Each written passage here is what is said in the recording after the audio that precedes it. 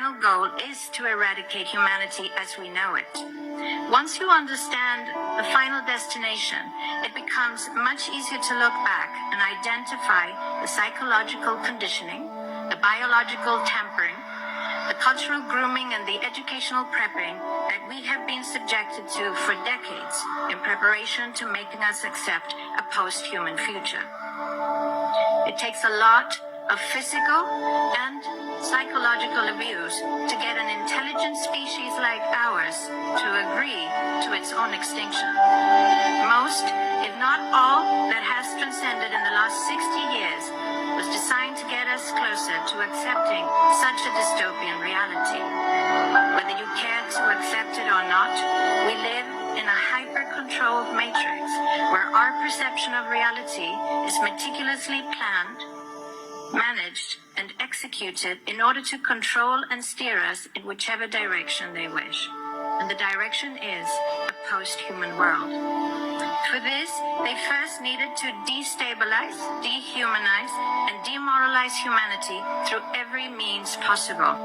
The destruction of the nuclear family, children being indoctrinated by the state, abortion, the eradication of God and spirituality from education, life in megacities and away from nature, toxic food, air, and water, social media, replacing real human connection and interaction, engineered financial crisis and taxation, endless wars and massive migration, stress, anxiety, depression, drugs and alcohol, constant fear-mongering, moral relativism as the new religion, and I could go on and on about how humanity has been influenced and forced to move away from all the things that give us strength, security, purpose, and meaning. A weak, immoral, disconnected, ignorant, and unhealthy population is an easy target for the next stage, the creation of an entire generation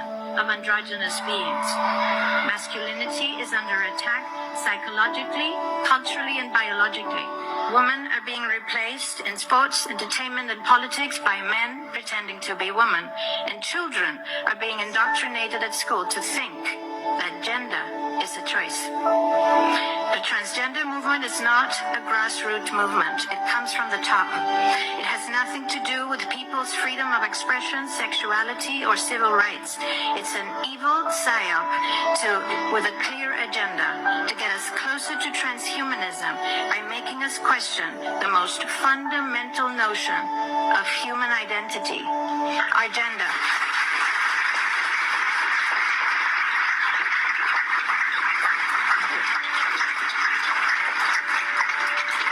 If you don't know who you are, if you already identify as a hybrid between a man and a woman, you will be easily convinced to become a hybrid between human and machine.